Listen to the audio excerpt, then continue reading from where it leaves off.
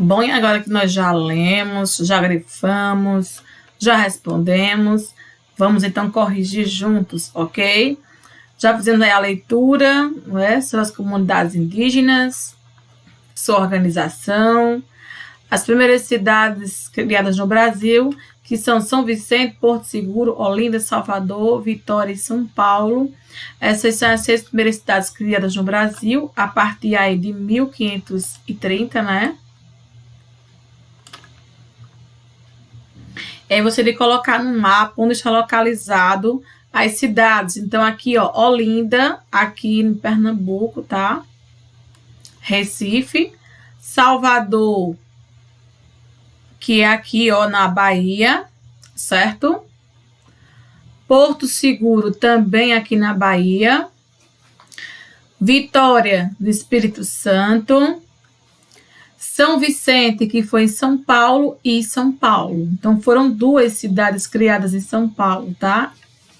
E 2 na Bahia, certo?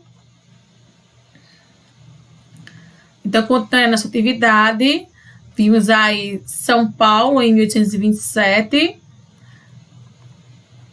E aí a pergunta da Ana, não é? Será que São Paulo continua da mesma forma que era em 1827? O que mudou? Mudou bastante, né, gente? Muito mesmo. E aqui um texto para você se regionalizar sobre São Francisco do Sul, né? E aí a gente lê o texto e algumas perguntinhas sobre a cidade de São Francisco do Sul.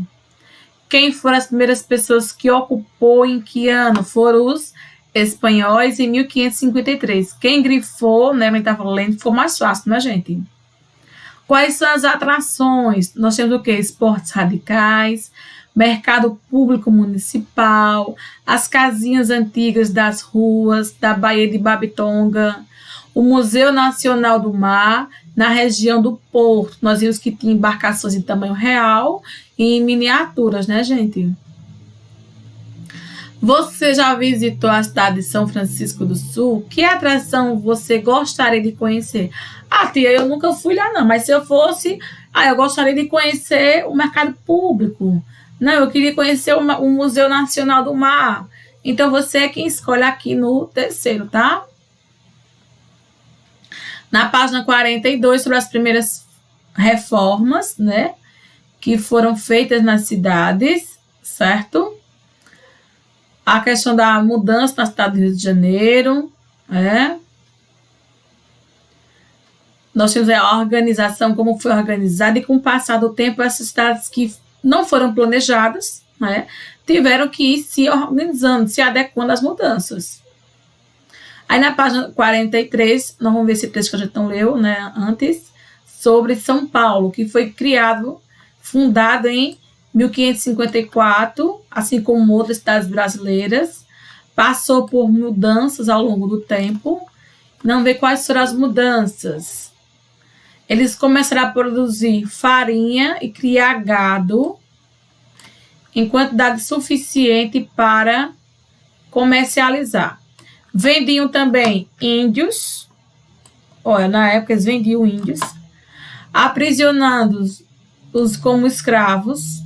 A vila passou a centralizar atividades comerciais da região. A população aumentou dentro e fora dos muros. Passaram-se aproximadamente 150 anos.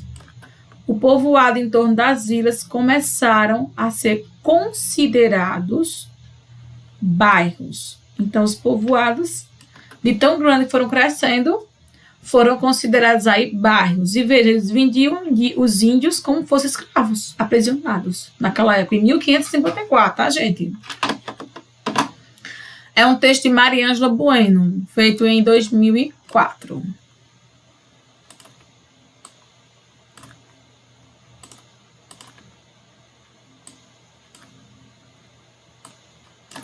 Segundo o texto, o que os moradores comercializavam no passado? Farinha, gado e índios aprisionados como escravos, né?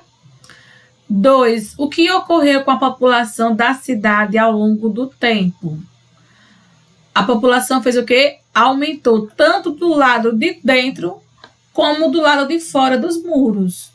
A população cresceu de forma assustadora, né?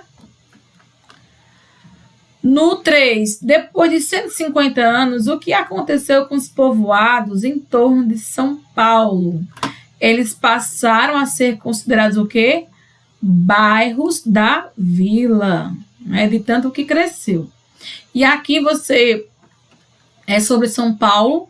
Atualmente já se passaram mais de 400 anos da fundação da cidade de São Paulo.